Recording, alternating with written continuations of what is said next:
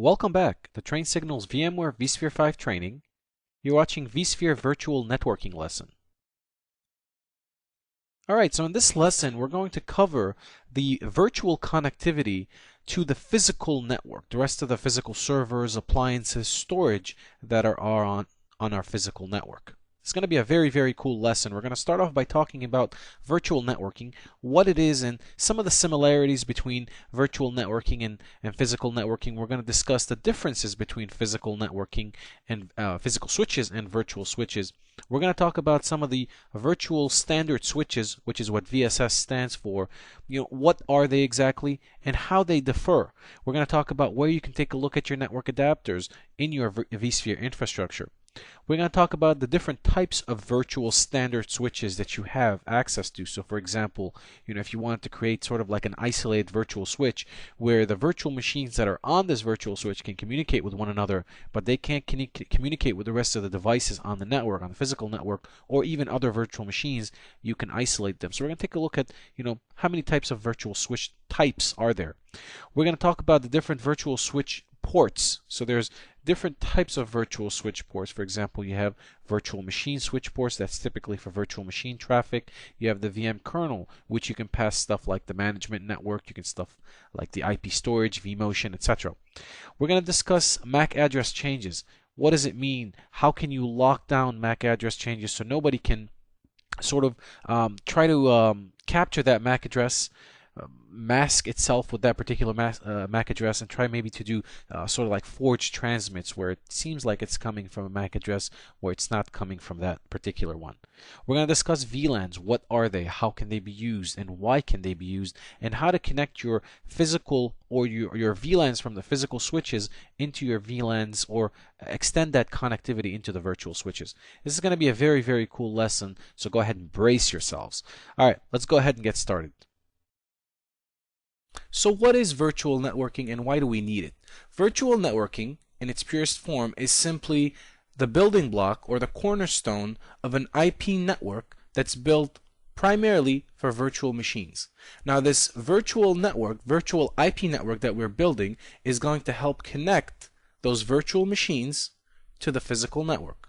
So the same way physical machines and physical devices require a physical network in order for them to communicate with one another, virtual machines also require a virtual network in order for virtual machines to communicate with one another, but also to integrate this virtual environment with the physical environment and allow for a seamless connectivity of virtual machines or virtual devices with physical machines and physical devices.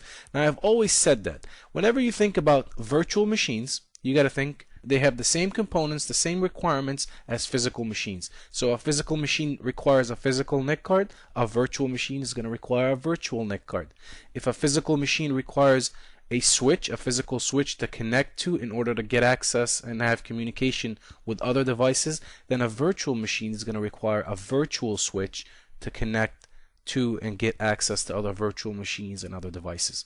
A virtual environment mimics a physical environment, except instead of having physical hardware, you have virtual hardware. So let's bring up a whiteboard here and illustrate a little more how this works. In the traditional sense of networking, each device required a NIC. This NIC allowed the device, whether it is a server, an appliance, a router, a printer, whatever it is, it allowed this device to communicate with the rest of the devices and appliances that are on the network.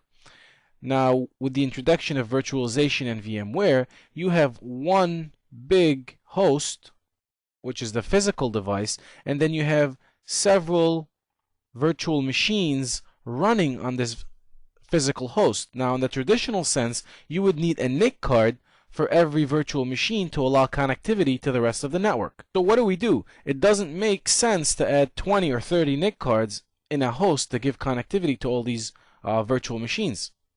And this is where the concept of a virtual switch comes into play. A virtual switch mimics a physical switch, except it's software based, as you may know, and it will have ports on it. And these ports can be added or deleted. You can have 24 ports, 51 ports, 52 ports on a virtual switch. Now the idea here is to connect one or more NIC cards, physical NIC cards, to this virtual switch. So this virtual switch is serviced by one or more physical NIC cards. At this point, what we do is we connect these virtual machines to the different ports that are available on this virtual switch, and as such, we give them connectivity to the outside world or to the network. Now, this is just a very basic idea. It gets more complex and it's more interesting, and we're going to get into the different scenarios and different types of scenarios that we can tackle here, but I just wanted to give you a quick breakdown of how things work in order for us to be able to make more sense out of the next slide that I'm going to bring up here. Alright, so let's move on with our presentation here. ESX Server is going to perform a discovery of all the available physical NIC cards that are installed on this host.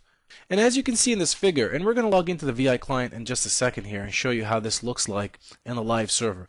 But as you can see in this figure, under the configuration tab, if you click on network adapters, you're going to see a list of all the physical adapters that are available, and if they have an IP address that's assigned to them, that's going to be displayed too. If they're part of a trunk, you're going to see a subset of IP addresses that this NIC card can see or has access to. Let me show you where that is. So if you've logged on through your vSphere client and you click on Hosts and Clusters, and you select one of your virtual or one of your ESXi hosts, and you click on the Configuration tab here, if you click on Network Adapters, you'll get a list of the different network adapters that you have access to in this environment. So you'll see that for me, I have two physical NICs. They're 10 gig physical NICs.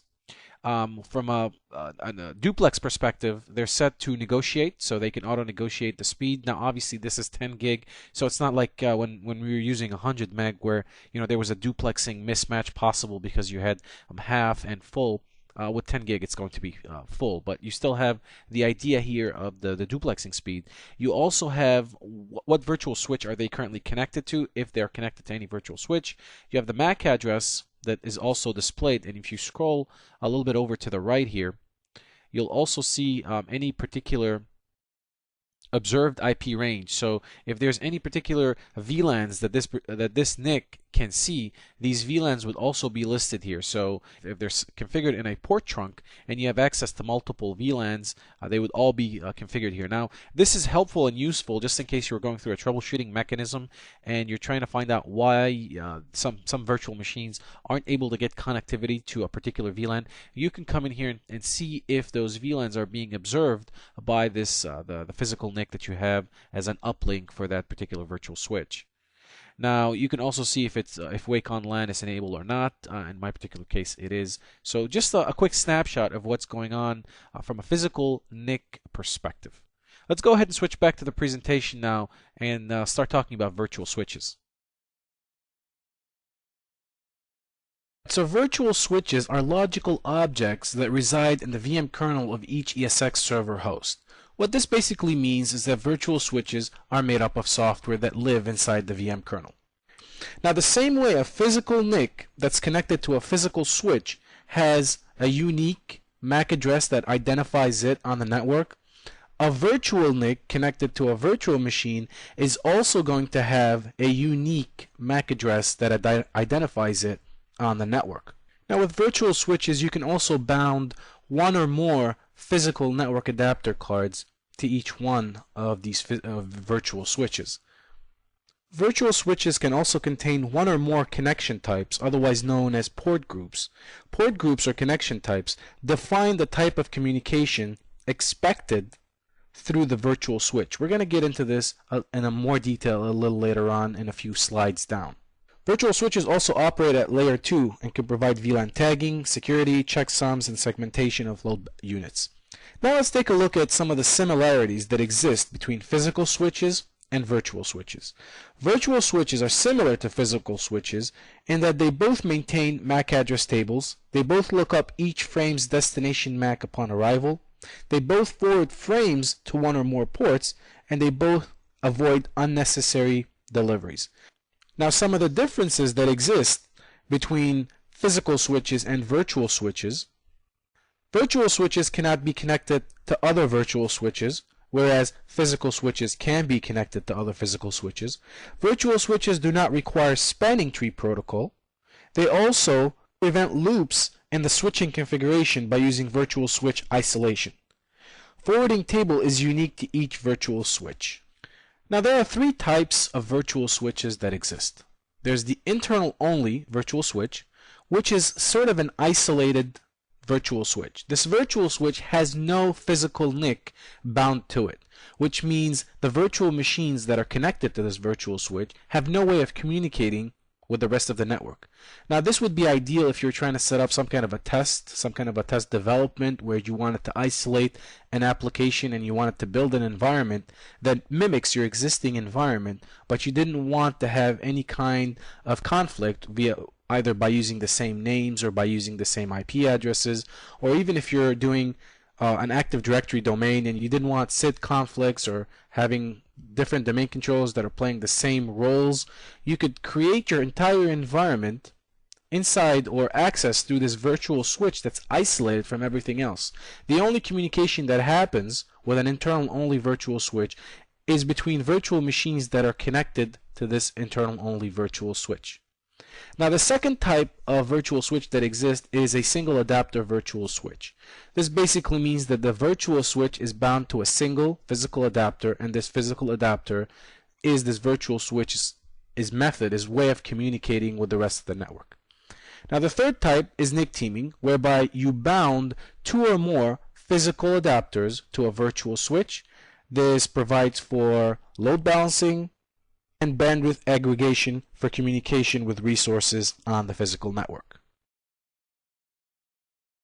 Alright, so we're back in our ESXi environment, or in our vSphere environment. Let me show you, let's talk a little bit about virtual switches and try to demonstrate some of the things we've been talking about. So if you click on networking here, and by the way, you get to it the same way, right? So if you select one of your hosts in your cluster here, you click on configuration.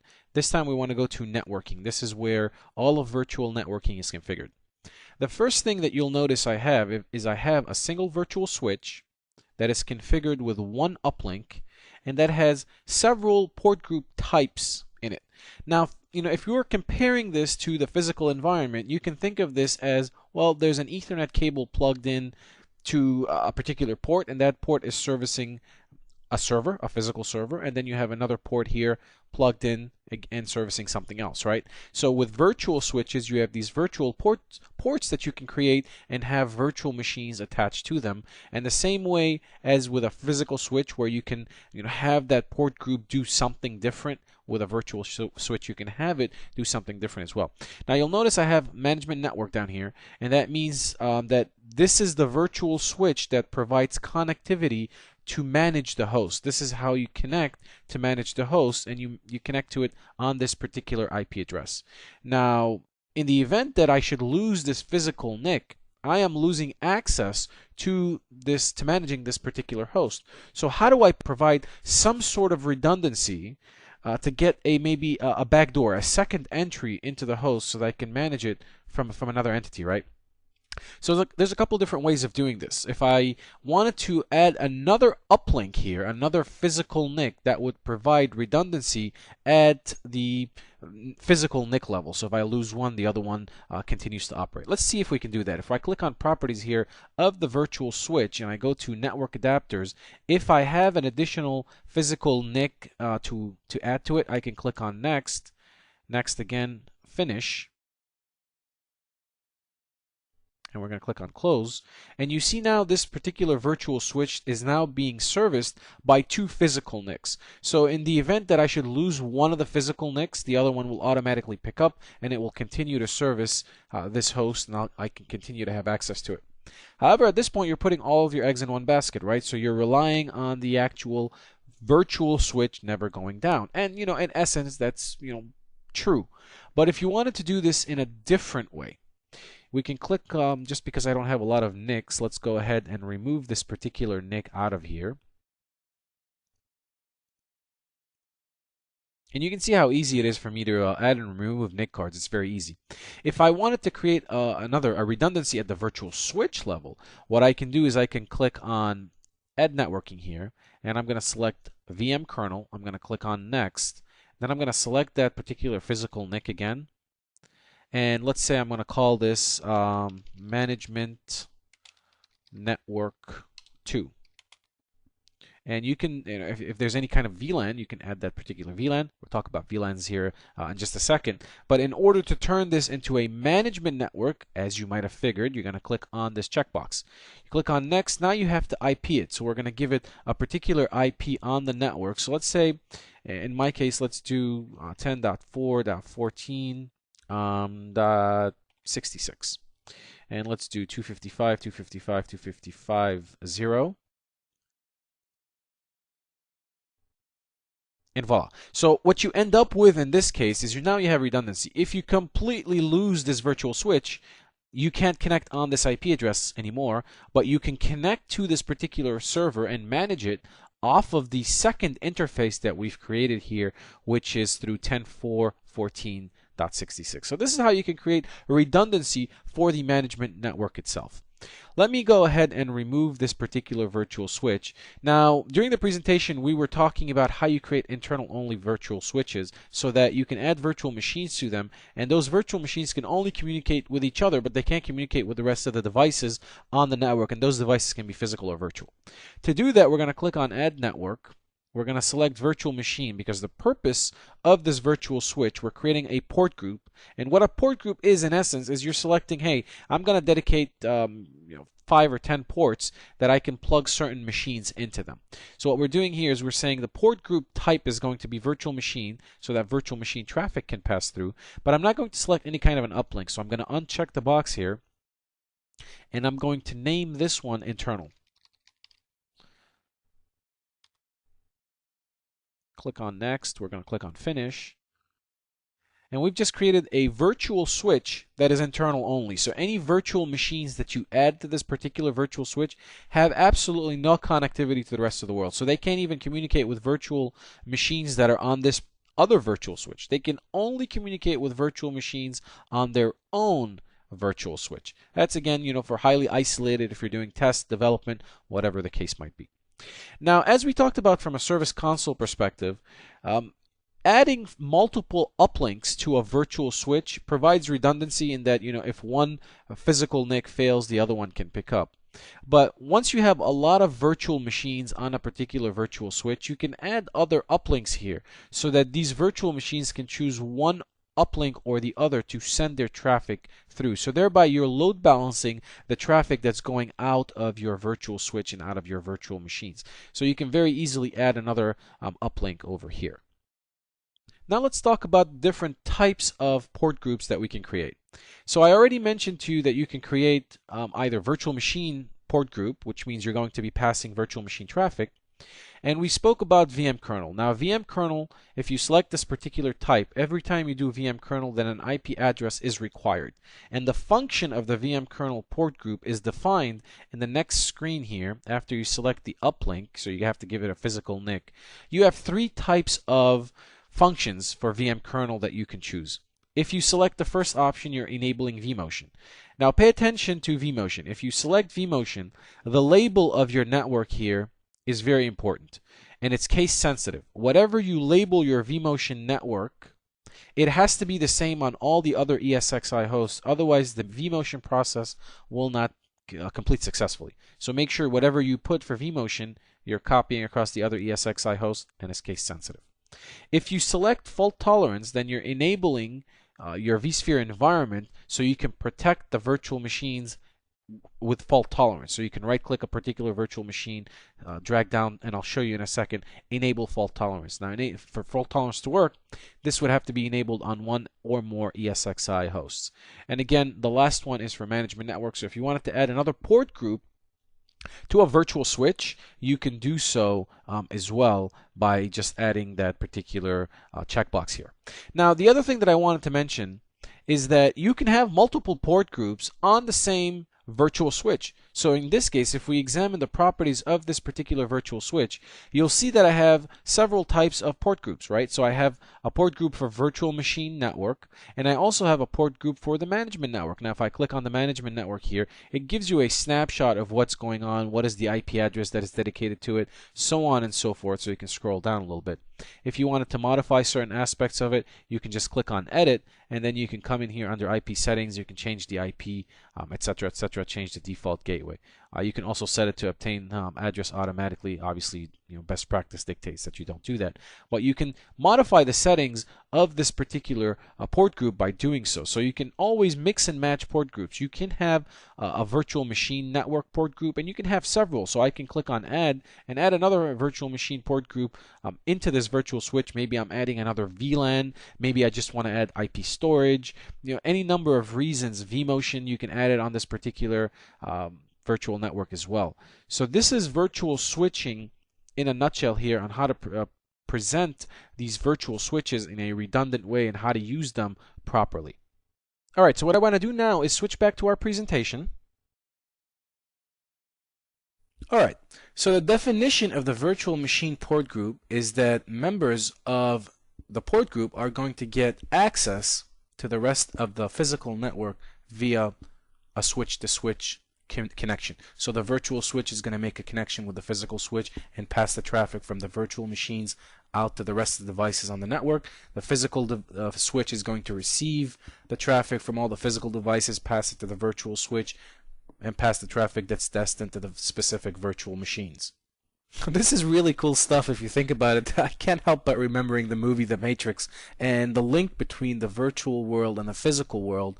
And you can see the relevance of the communication here. You are mimicking physical devices in virtual, and you're spreading them in virtual. I mean, you're able to have 20, 30 virtual machines connecting to a virtual switch that's then connecting to a physical switch, which spreads out to all the physical devices. It's pretty cool.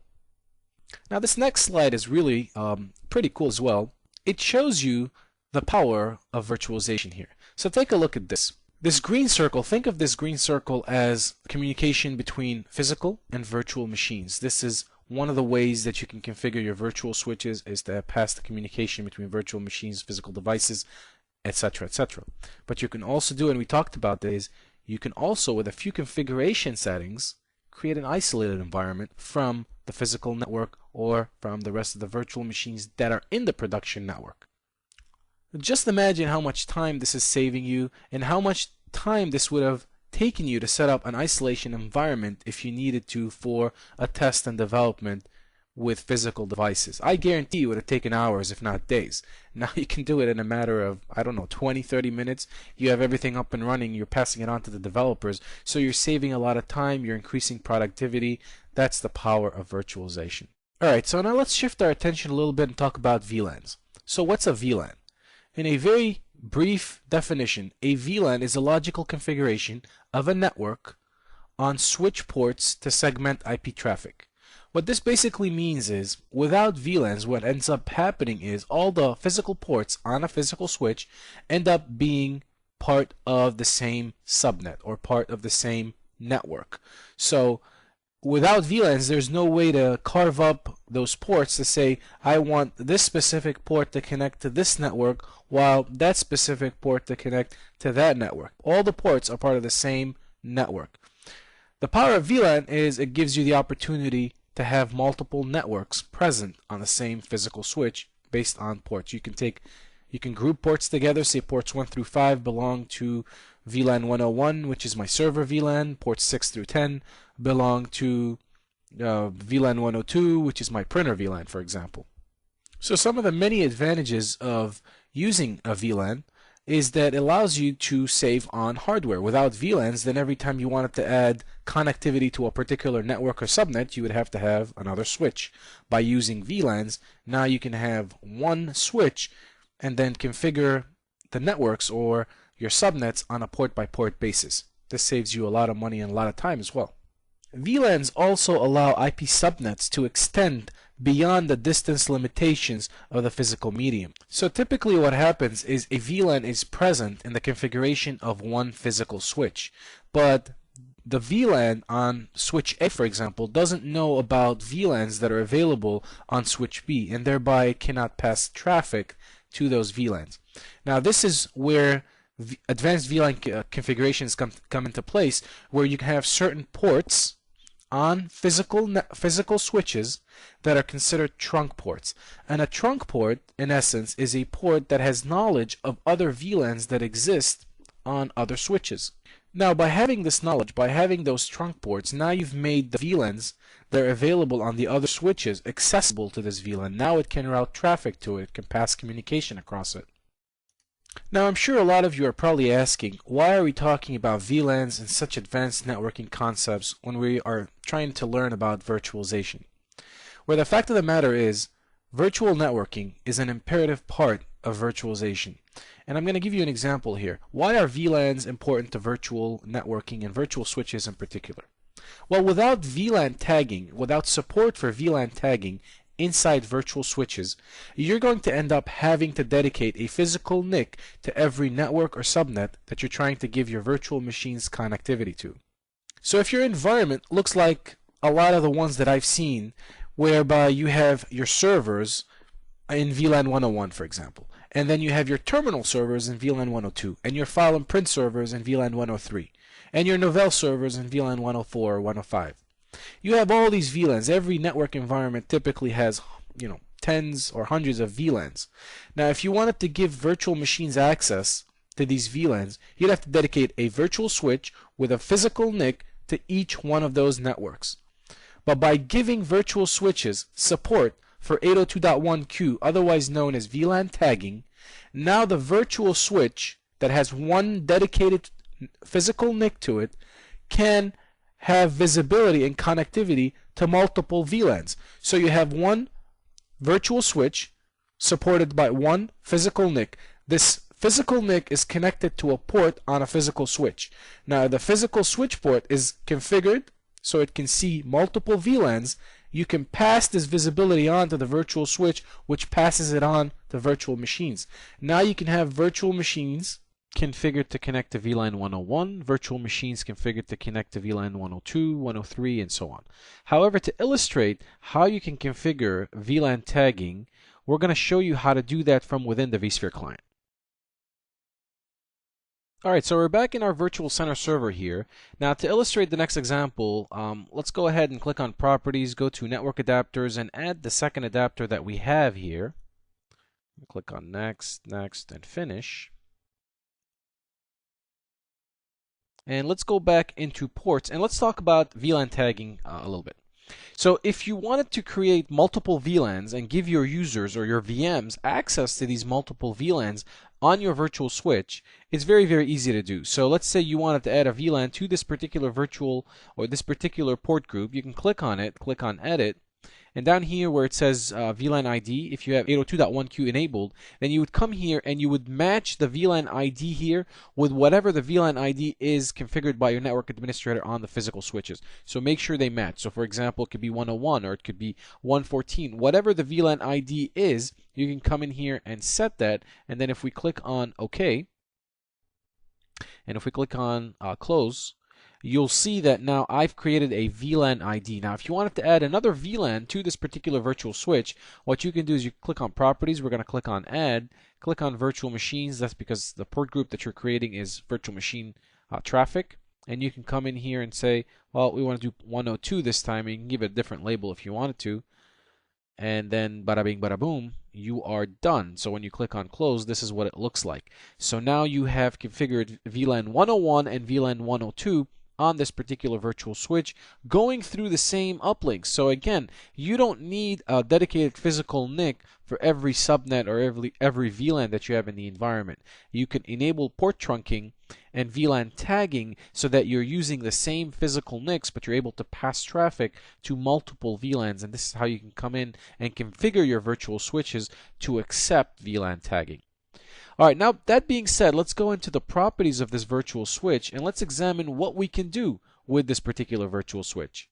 Alright, so let's go ahead and go into the properties here and let's start off in the general tab. Now, think about this. The first thing that you have access to is what is the number of virtual ports that you want to make available on this virtual switch. Now, by default, you have 120. Now, you can increase that and you can go all the way up to 4,088 ports on a virtual switch. Have you ever heard of that number on a physical switch? Is it that easy to add more ports on a physical switch? Just imagine if you wanted to add more ports on a physical switch, you'd have to go out and buy another physical switch. Well, with a virtual switch, I can come in here. How many ports do you want? You want 24? You want 56? 120? What about 4088? Does that satisfy your need? So it's very easy to add more virtual ports to a virtual switch. However, I'm going to keep it at the default number here of 120.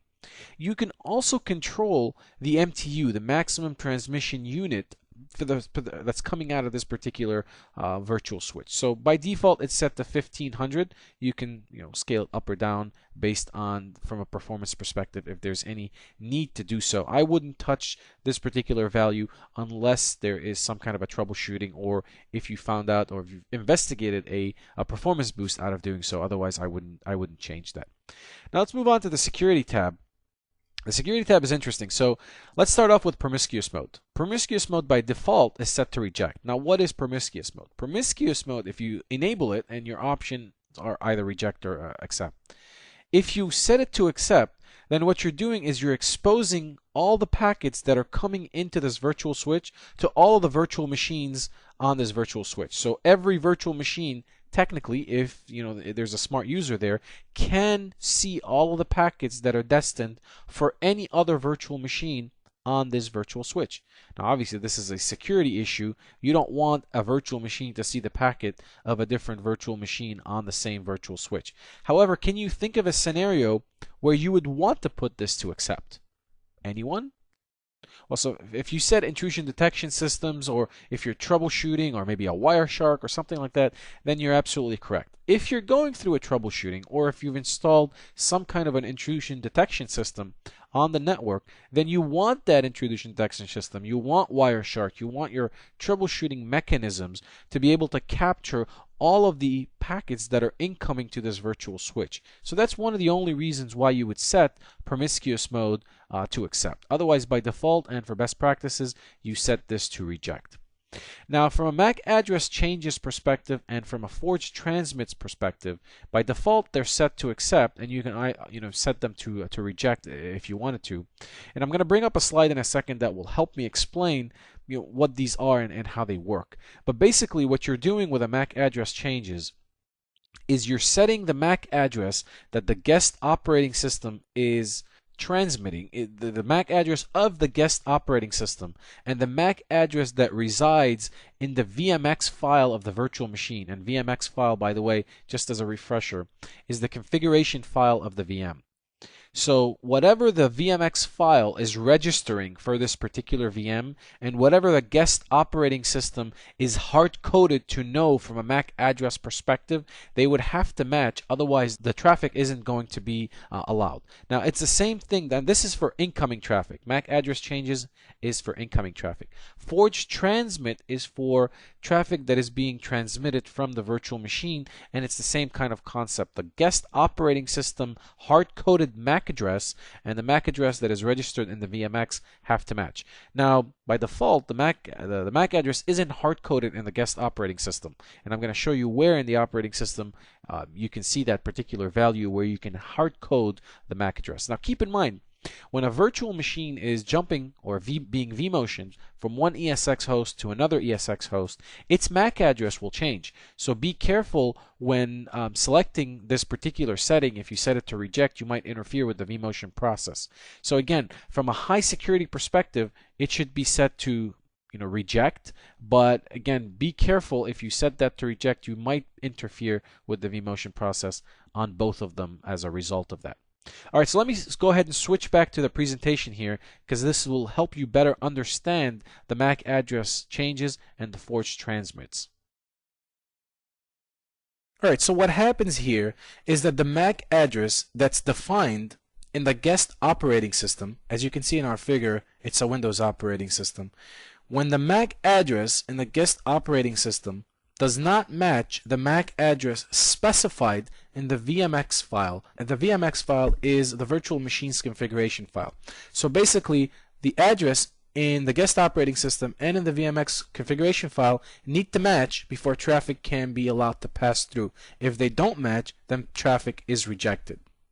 Now, MAC address changes is, as you can see because we've underlined it, is for incoming traffic into a VM.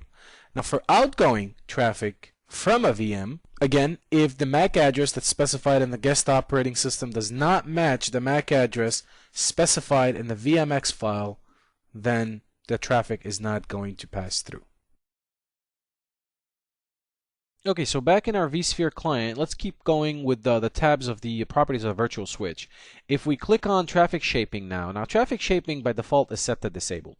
And the reason it's set to disabled is NIC cards are relatively cheap these days. It's easier to add another NIC card into your blade or into your physical server than it is to try to do traffic shaping and quality of service in the form of QoS against the traffic that's coming into or out of the particular virtual switch. It's really not worth the management hassle of sitting here and tweaking the average bandwidth and the peak bandwidth and etc. to be able to squeeze that inch out of the bandwidth that you have. It's much easier to just add another physical NIC and call it a day. However, in the event that you do want to do some kind of traffic shaping, some kind of QoS on your virtual switch, you can come in here under traffic shaping. By default it's set to disable, but you can always enable it. And then you have several different options, several different policies by which you can tweak the bandwidth. So the average bandwidth is in kilobits per second. And so you can tweak the average bandwidth that's allowed into or out of this particular virtual switch so that you can configure it properly. You can configure the peak bandwidth. How much are you accepting from a kilobits per second again as far as peak is concerned, and how are you configuring your burst size? What are you allowing from a burst size perspective? So again, these are policies that are available to you if you wanted to do traffic shaping against the virtual switch. I'm going to keep this at disabled. Now let's go ahead and move to NIC teaming. Now NIC teaming provides a lot of benefits, right? So it provides load balancing, it provides redundancy. It's a great feature to have. As soon as you're adding two or more physical uplinks, physical NICs to a virtual switch, you have NIC teaming. And as a result, you have the option of tweaking some of the load balancing policies, some of the policies on how to handle this NIC team within your virtual switch. So from a load balancing policies perspective, you have several policies that you can choose from. The default one is route based on the originating virtual port ID. And what does that mean exactly? So every virtual machine is associated with a virtual port on the virtual switch. And every one of those ports has an ID. So for example, let's say you have your virtual center is a virtual machine. So let's say it's called vCenter 5. vCenter 5 might be connected to port 1 on the virtual switch. So what this is saying is I want you to route based on the originating port, a virtual port ID. So if virtual center 5 is transmitting from virtual port 1, then I want the incoming traffic to come back through virtual port 1. And the reason that's set up is because when you're transmitting via a port ID, the port ID is going to select one of the physical uplinks that are available, and it's going to transmit from that physical NIC. Now the idea is you want to receive the packet using that same physical NIC. So if it's possible, I want you to receive it using that same physical NIC. And so as a result, that's the first policy, and that's by default. Now, the second policy that you have here is route based on IP hash. Now, what that means is it's going to create a route or an IP hash based on the source and destination hashing, and it's going to route the traffic that way. The third option that you have here is route based on source MAC hash, and what that means is it's going to route based on the virtual machine's MAC hash, and it's going to determine which one of the physical uplinks it's going to use. Now, use explicit failover order. Now, if you select this, I want to shift your attention down here to this box. Now, down here in this box, you have two physical uplinks that are servicing this particular virtual switch. Now, each one of those physical NICs has an ID. So you'll see you have an ID 0 and ID 1. What happens here is it's going to route based on the lowest number of the lowest numerical value of the VM NIC. So in this case, it's going to route using VM NIC 0. It's always going to route all of the traffic from all the virtual machines on this virtual switch using this particular NIC. In the event that this particular NIC isn't there, it's not available, then it will start routing traffic using vmnic1. So in this case, what you're doing is you're explicitly telling it that I always want you to route the traffic using this physical NIC. However, in the event that this physical NIC isn't available, then you can go ahead and start routing the other way. Now, if you wanted to do it another way, maybe you wanted to route based on the first NIC, you can move it up or down and configure the order however way you want. However, the first NIC is the one that it's going to route the traffic through at all times. So what I want to do is I want to set this back to its default value, and let's focus on network failover detection. So you have two options from a network failover detection. What that means is exactly what it means, right? Exactly what the label means. How is it going to detect a network failure so that it can initiate a failover? So it's going to, if you select linked status only, what happens with linked status is if a cable is plugged into the switch, it's going to detect that that particular port is up. So as a result, it thinks that there's connectivity. If a network cable is unplugged, it's going to see that there isn't any network connectivity, and it's going to report a failure. It's going to report, there's a problem here, initiate failover. So that's the link status. As long as there's link, then it's up for it. As long as there's no link, so it's no green light, it's going to detect a failure.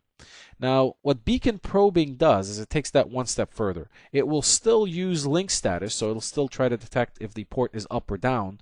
However, what it'll do is it's a little smarter, so it'll send a message. It'll continuously send a message to that particular interface, so to speak, and if it doesn't receive a message back like a heartbeat, if it doesn't receive an acknowledgement, then it's going to determine that there's a failure, and as a result, it will initiate a failover.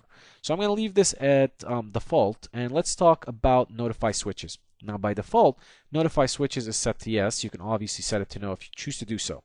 Now, what notify switches does, it's a really cool function or feature. Anything that happens on the virtual switch, it automatically and immediately notifies the physical switches.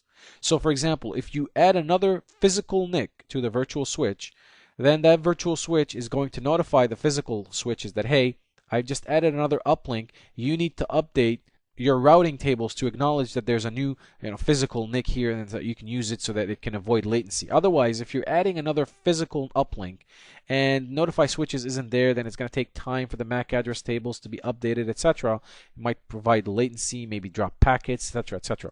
So you always want to set notify switches to yes, so that if there's a failure and the virtual switch is able to notify the physical switch that, hey, I have a failure on one of the NICs, stop routing traffic to it, start routing traffic to the other physical NICs that are available based on the address tables that you have.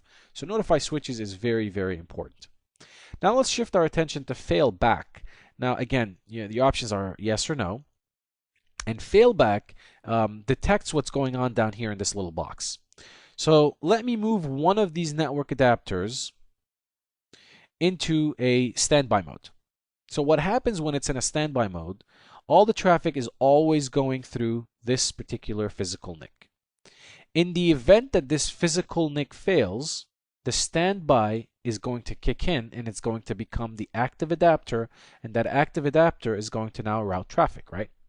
Now, what the failback policy is asking is, hey, what do you want to do in the event that the original failed physical NIC has now been restored to active duty? Do you want it to sit in standby mode, or do you want it to become the active adapter and as a result kick the active adapter back into standby mode, or do you just want it to sit in standby mode and wait for another failure to happen and then it can go back into active mode? So in my opinion, if you're asking me, I would set this to no, actually, because if a failback has happened and the standby has kicked in and it's now working, well, what's the real reason? What's the hurry? What's the rush of putting the original one back into active duty? Keep the original one into standby mode, and if another failure should happen, then the failback just kicks in and it keeps going round and round and round, doing this particular thing. So I don't understand why it needs to fail back, but if there is any particular business case or a technical case, for that matter, that dictates that the original one has to go back into active duty and kick the standby back into standby, then you can set this policy to yes. So I'm going to go ahead and click on OK here, and let's go ahead and close. And that's all there is to it from a virtual networking perspective, folks. So what I'm going to do now is we're going to switch back to our presentation and we're going to recap what we've learned. This was a pretty cool lesson, huh? All right, so we started off by talking about virtual networking. We defined virtual networking, what does it mean, and talked about the fact that it's a logical entity within ESXi that you create to allow virtual machines to attach to it and then give them access to the rest of the physical network that's out there. I talked about network adapters, the physical network adapters, and I went into the vSphere client and I showed you where in the vSphere client on each ESX host you can find the network adapters and different views that you can see. You can see the auto negotiate, what they're connected to, the observed IPs for the different VLANs that they're connected to. We talked about virtual standard switches and what those means. What type of virtual standard switches are there? How many types you can create? We talked about the differences. So you can create an internal only one, you can create a NIC teaming one, etc., etc. We talked about the virtual standard switches functionality. We talked about the similarities between physical switches and virtual standard switches, what they share in common. We also discussed the differences between physical switches and virtual switches. We then talked about the types of virtual switches that there are out there. We moved on to the virtual switch ports. We discussed the fact that you have virtual machine port group, which means it's used to route virtual machine traffic, and you also have the VM kernel port group, and that's usually used for like vMotion, fault tolerance, the management network. And we talked about the fact that a VM kernel port group always requires the IP stack, so you always need to give it an IP configuration. We talked about a VLAN. What is a VLAN? It is a logical grouping, so to speak. It creates a logical virtual area network so that you can group certain types of traffic, certain virtual machines in that particular VLAN. We talked about how you can detect MAC address changes and forge transmits and make sure that those aren't altered from if you're in a high security environment and you didn't want, for example, to allow vMotion to happen. Maybe you can set those to reject so that you don't allow that particular function from taking place. Finally, I hope this lesson was informative for you, and I'd like to thank you for viewing.